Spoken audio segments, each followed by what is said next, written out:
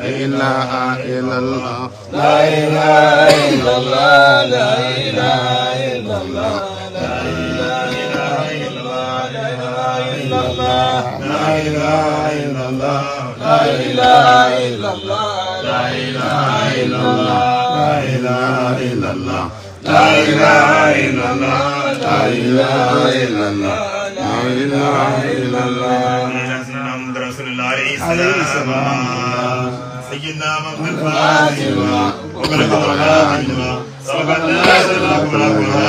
سبحان عليك وكريم جل ياسين ربك رب العزة عما يصفون والسلام على المرسلين والحمد لله رب العالمين. adúpẹ́ lọ́dọ̀ Ọlọ́run. alhamdulillah. ọpẹ́ ẹni tó mọ núrò ní ọpẹ́ dáadáa méjì ní ọpẹ́ èyí tó já sí wípé ó ṣọ̀rọ̀ yàn lórí ẹrú wípé kó dá ọpẹ́ kejì iná ni ọpẹ́ tó já sí wípé èèyàn máa dá tipátipá ní kìí ṣe kó tẹ́ lọ́rùn ó gbà ká múnu yóò máa fi tẹ̀lé àṣẹ Ọlọ́run láti máa ṣe ọpẹ́ nì ṣùgbọ́n ìta wà ń dá ọpẹ́ tí ẹni tọ́lọ́run kẹ́ni tó sì mọnú rò lórí bàbá wa gbà Mọ̀lánà Ubandoma adamallahu hayatahu adamallahu hayatahu adamallahu hayatahu àmín. Olúwa bá ṣe bẹ́ẹ̀ Olúwa bá fi agbára rẹ̀ ṣe bẹ́ẹ̀ àmín. Olúwa jẹ́ kí wọ́n pẹ́ lórí ọlá àmín. kí wọ́n pẹ́ lórí àsọṣẹ àmín. kí wọ́n pẹ́ lórí àṣeyẹ àmín. àwọn tí Ọlọ́run fi ṣe agbòrò fún wa tóòrùn òfin ní máa pa ọmọ kéwú títí tí tóòrùn òfin ní máa pa ọmọ kéwú títí kò sí kóòrùn má pa ọmọ kéwú àwọn kan mọ̀ wá mú kúrò nínú òrùn kóòrùn má bàa pa wọ́n á fi sábẹ́ ìbòjì àwọn onírọ̀ àwọn bàbá wa gbà lùwá sì fi hàn wọ́n wípé mo gbá ń tó o ṣe níṣẹ́ kìí ṣe gbogbo èèyàn lóluwà máa ń ṣe bẹ́ẹ̀ fún o nínú tọ́lọ̀ tó fi hàn wọ́n náà ni ti bàbá ìmámù àgbà fún gbogbo ìlú Ìlọrin tí wọ́n ṣe jẹ́ wípé mo gba iṣẹ́ tó ń ṣe tí wọ́n bá ń kí mọ́ ọlá ń ṣe káàdà wọ́n máa fi àwọn rìjálù kí wọn tí wọ́n bá fẹ́ kí iṣẹ́ àdámọ̀ gbogbo tí wọ́n fi ń kí àwọn àlùfáà lábẹ́ rìjálù nífẹ̀ẹ́ gbogbo yìí òun kí wọ́n máa fi kí àwọn àlùfáà tí ó bá ti ní rìjálù nú sallallahu alayhi wa sallam àwọn ànábì yòókù wọn ní sàhábà bíi ti ànábì Muhammad alayhi wa sallam àálù làwọn mí ní wọn ní wà sàhábì bíi ti ànábì Muhammad wọn ànábì ní gbogbo ẹ̀ ìrẹ́ ni Mọ̀lánà Sheikh Alhaji Ibrahim Niyasi ní tí bàbá Mọ̀lánà Sheikh Alhaji fẹ́ kí wọn mọ̀ṣáyà àwọn rìjáde ti ń bẹ haúlẹ̀ sheik nìyẹn àwọn ni wọ́n fi ń kí wọn hun èdè irú ẹ̀ ni Ọlọ́run ṣe fún bàbá Mọ̀lánà Ubandoma damallahu hayatahu national imam Ọlọ́run ṣe fún Mọ̀lánà Sheikh Adam ló ṣe fún bàbá wa Ọlọ́run wá yọ dídí olú fún àwọn olú tó lúwa ti ń yọ lára bá ní ó ti ń yọ káàkiri lára bàbá nínú iṣẹ́ tí bàbá ṣe ní gbogbo ayé ṣùgbọ́n wá yọ sínú ìlú kan tí ọkàn gbogbo ayé wà lára rẹ̀ gbogbo tó bá sì tóbi làwọn tí wọ́n bá dá nǹkan máa ń tírèsì pé kí ló tóbi lára rẹ̀ kí ló mú tóbi ju ẹgbẹ́ lọ tí wọ́n bá ti wá ń wá wọ́n máa padà máa bá yín bẹ̀ kí ló tóbi lára rẹ̀ iṣẹ́ ni ó sọ ẹni tó bá ṣiṣẹ́ di ńlá irú iṣẹ́ náà ni bàbá Mọ̀lánà Ubandoma ṣe yìí àwọn àgbàlagbà nírú rẹ̀ ṣùgbọ́n lẹ́yìn ikú wọn ni máa jẹ́ àṣeyọrí bẹ́ẹ̀ Olúwa kó foríjì wá kó fi wá mọ̀nà kókó wa mọ̀ ṣe kólúwa má jẹ́ àṣìwí kólúwa má jẹ́ wọ́n ṣì wá gbọ́ Mọ̀lánà ṣe Tajul Adabi Allahu Akbar lẹ́yìn ikú bàbá ni bàbá tá ń gbọ́hun lẹ́yìn ikú wọn ni wọ́n dìde bẹ́ẹ̀ ṣùgbọ́n Olúwa ní lójú ayé yín ń yọ eléyìí gẹ́gẹ́ bó Olúwa ti yọ lára Mọ̀lánà Sheikh Adam tó yọ lára bàbá alájẹ́ àgbà tó yọ lára bàbá alágbàjì bàbá agbárígì dómọ̀ tó yọ lára wọn ó yọ lórí àwọn mọ̀yàn wọn fún àwa tí wọ́n jẹ́ jáde àtàtàwọn náà fi jòkó tí wọ́n ń dúpẹ́ fọlọ́hun nílò Olúwa wá ṣe fún bàbá wa ọba àánú tó dìdí wò yín sùsùn ó ti kọ́kọ́ fún yín ní táyé òfin kí yín ẹni tó lù ọ̀bá fẹ́ kí wọ́n kí ẹni tí wọ́n fi kí lolúwa yọ kó mẹ́ tí ò ní fún kò fẹ́ kí wọ́n kí nu ṣùgbọ́n tó lùwà bá fẹ́ káyé kíyàn yóò wà fún ní táyé ò máa fi kí tó yẹ pé wọ́n ní ní choice àbí kí wọ́n kí torí Olúwa ti fi síbẹ̀ tí wọ́n fi kí ìdí bẹ́ẹ̀ lolúwa ṣe fún bàbá wa gbà Ọlọ́run ti ń ṣe tipẹ́ níjọ́ tí bàbá ti ń báṣẹ́ bọ̀ kó lè mọ̀ kó ti ń ṣe tipẹ́ ni ò jẹ́ kí òòrùn yín ó pamọ́ fún gbogbo èèyàn kan kó lè mọ̀ pọ́lọ̀ tí ń ṣe bọ̀ kì í ṣe pé ìgbà tí bàbá ìmáàmù àgbà fún gbogbo Olúlọrin tòní di ìmáàmù ẹ ṣẹ̀ṣẹ̀ wá di ìmáàmù l'Ábújá kó lè mọ̀ Olúwa ti ń ṣe bọ̀ ẹjá fi wọ́n ṣe ìmáàmù l'Ábújá ṣùgbọ́n ọmọ ìmáàmù Olúlọrin ẹjá torí ẹ̀ fún wọn kì í ṣe yẹn o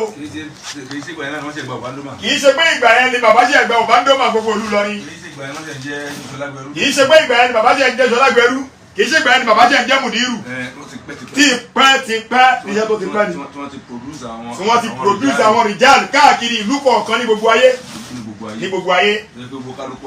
tó yẹ pé gbogbo kálukú wa à ń jẹ́ ẹ̀rọ pé ká jọ yín kò sí ìsẹ́ni kan tí ò fẹ́ ru yín àdúrà kan bẹ àwọn àdúrà kan bẹ àtọ̀tá àtọ̀rẹ́ yóò máa sàmì rẹ̀ irú ẹ̀ lórí tọ́lọ̀ ṣe ń bàbá ẹni tí ò fẹ́ràn yín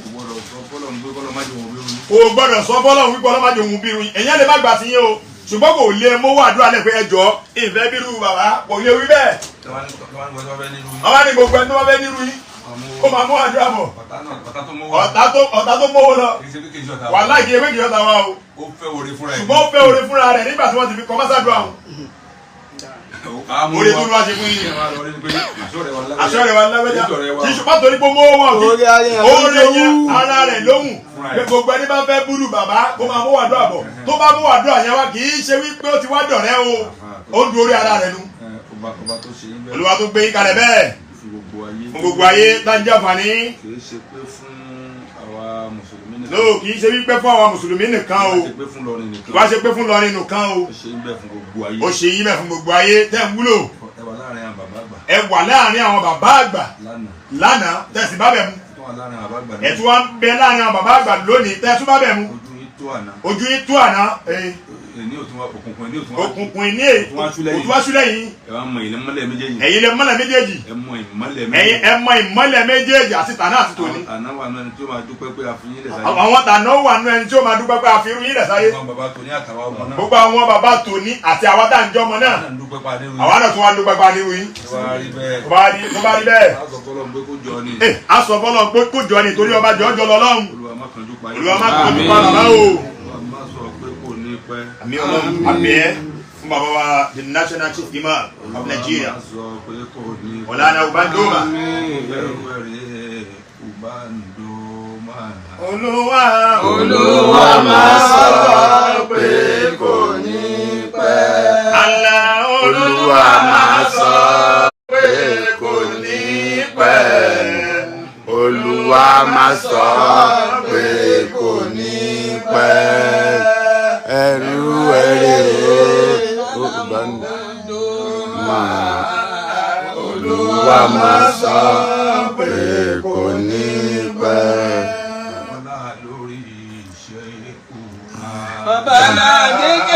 Olúwa máa sọ pé kò ní pẹ́. Alájí àgbà Olúwa máa sọ pé kò ní pẹ́. Gaji àmì Olúwa máa sọ pé kò ní pẹ́. Bàbá wa Olúwa máa sọ pé kò ní pẹ́. Alimi Olúwa máa sọ pé kò ní pẹ́. Àfi tí yín sọ fọ́lọ́hun. Àwọn tá tó ń jọmọ fún yín. Kò ní pẹ́. Má sọ pé kò ní pẹ́. Àfi ká lọ dalẹ́ o. Tààtàrò Allah Olúwa máa sọ pé kò ní pẹ́. Bàbá wa Olúwa máa sọ pé kò ní pẹ́. Olúwa máa sọ pé kò ní pẹ́. Ẹ̀rù rẹ̀ yá sàtọ̀. Ọmọ bàbá lágége Olúwa máa sọ pé kò ní pẹ́. Àdúrà yìí ó dá wa lójú pé yóò gbà. Olúwa sì gbà ó sì gbọ́.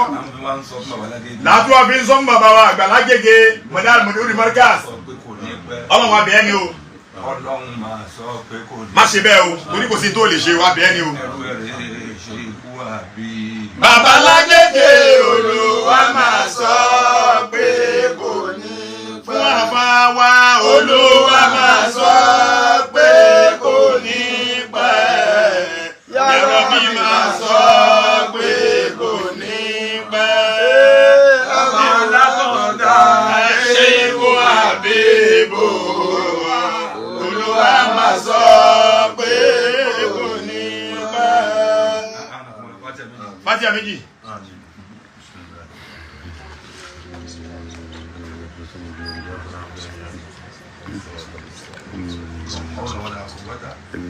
إلا بالله العظيم.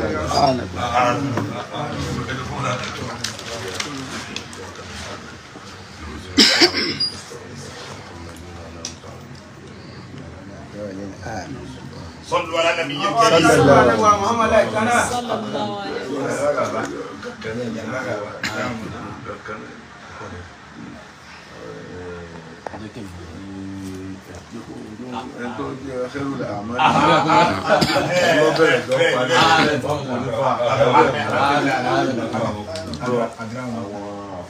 Àwọn àlùfáà wa, àwọn bàbá wa láti Abẹ́òkúta. Bẹ́ẹ̀ ni kí Ọlọ́run ẹ̀san t'Olúwa máa ń san olólùfẹ́ tá a mọ̀ wípé eléyìí fẹ́ràn wa kì í ṣẹ̀tàn jẹ. Olúwa bá wa sọ mọ̀ láàrin ya sọ́tà. Àmín ya Allah. Àmín ya Allah. Yakumullah. Wọ́n gbéra láti Abẹ́òkúta. Wọ́n gbéra ní àti Abẹ́òkúta. Pẹ̀lú ẹ̀mí pé mo fẹ́ lè bá àwọn ọmọ ìyá mi yọ̀. Pẹ̀lú ẹ̀mí wípé mo fẹ́ lè bá àwọn ọmọ ìyá mi yọ̀. Mo fẹ́ bá wọn dunnú sórí t'Olúwa ṣe. Ó lẹ́san t'Olúwa máa ń san fúnru ẹni bẹ́ẹ̀ lẹ́ni tó lẹ́bi bẹ́ẹ̀. Olúwa máa fi dùn wá. Àmín ya Allah. Àfẹ́ máa ń tí a fẹ́ sọ. Akramakumullahu al-karim. Àmín ya Allah. Àmín. Olúwa máa sábà san yín lẹ́san. Olúwa máa sábà san yín lẹ́san. Ẹ̀san dáadáa ní kó Olúwa bá san yín. Olúwa máa jọ pé lórí yín o. Máa jọ máa lérí yín. Olúwa yóò dérí gbogbo ọmọ tó bá tara yín jáde lọ́mọ lọ́kùnrin lóbìnrin àtàrà ọmọdọ́mọ. Olúwa bá wa ṣe bẹ́ẹ̀. Olúwa wo àníyàn táwọn àlùfáà wa fi ń ṣe fún yín. Àwọn bàbá náà wà bí táwọn wà. Wọ́n á sọ fún bàbá Ìmámù Ọ̀fà. Wọ́n ń wí pé Mọ̀lánà yà sọ̀tà. Wọ́n ti wà nílẹ̀ yìí. Wọ́n sì nítorí nǹkan sì fi wá rèé. Bàbá wa ń gba ẹ̀dá lọ́dọ̀ bàbá Ìmámù Ọ̀fà kí káwọn tètè máa lọ. Fáyà sọ̀tà. Wọ́n á ní wọ́n á kí bàbá Ìmámù gbogbo Ìlọrin. Bàbá àti wọ́n á kí bàbá náà. Bàbá wọn tó wá kí gbogbo àwọn àlùfáà. bóyá kú iṣẹ́ o ọlọ́run kẹ́ iná kú iṣẹ́ o. bàbá ní gbogbo ọ̀nà tọ́lọ́ máa gbà kí gbogbo àwọn ẹni rẹ̀ kú iṣẹ́ olùwàbá kí mọ̀ lára yá sọ́tà kú iṣẹ́ olùwàbá kí kú iṣẹ́ olùwàbá kí kú iṣẹ́ lára ara yín olùwàbá kí lára àwọn ọmọ yín olùwàbá kí kú iṣẹ́ lára àwọn ọmọ ké olùwàbá kí kú iṣẹ́ lára àwọn àfáà yín náà olùwàbá kí kú iṣẹ́ ọlá Qur'an ọlá Qur'an ọlá Qur'an ọlá Qur'an ọlá qul huwa Allah bismillahir rahmanir rahim qul huwa Allahu ahad Allahu samad lam yalid wa lam yulad wa lam yakun lahu kufuwan ahad àmín. Àkúnlé pẹ̀lú bismillah ẹni tí ó mọ̀ pa jáde ọlọ́run Qur'an lọ́dọ̀ ọlọ́run ọlọ́run Qur'an lọ́dọ̀ ọlọ́run olúwa tó mú wa kó lé rọrùn pẹ̀lú bismillah olúwa dáadáa pẹ̀lú alhamdulillah gbogbo tá a fi sílé gbogbo orí tá a fi sílé olúwa jáde lé bá ọlọ́run Qur'an wọlá mímọ́ yín sí àfáà yín Allahu Akbar gbogbo nǹkan tí máa ń míyàn ló ti ṣẹlẹ̀ sísàkání yín tó ti mi àwọn ẹlòmíì tí wọn ò ti jọmọ kí ó mọ ṣùgbọ́n wọ́n ní láńgbéjì yín nìkan ṣoṣo náà lẹ dúró lé lórí mọ̀lá ní yàtúntà àfáà mi babalágége is babalágége àfáà mi ni àfáà mi ni àfáà mi ni kò kú ọlẹ́nu yín rí wọ́n ní bẹ́ẹ̀ ti gbà fún wọn Ọlọ́run gbà fẹ́yìn náà jù bẹ́ẹ̀ ti gbà fún wọn lọ yóò bá wa gbà fẹ́yìn náà jù bẹ́ẹ̀ lọ bàbá ní Olúwa ó gbà fún yín jù bẹ́ẹ̀ lọ Olúwa ó sì fi hàn yín wípé òun gbà fún yín lásìkò tẹ́ gbádùn gbígbà fún náà ẹ gbádùn ìgíga náà ẹ gbádùn dídí Ọlọ́run náà yóò tún wá dé sí ìjùbá yìí lọ sọ́dọ̀ yín. على كل هو الله أحد الله الصمد لم يلد ولم يولد ولم يكن له كفوا أحد آمين يا الله رب العزة عما يصفون وسلام على المرسلين الحمد لله رب العالمين صلوا على النبي الكريم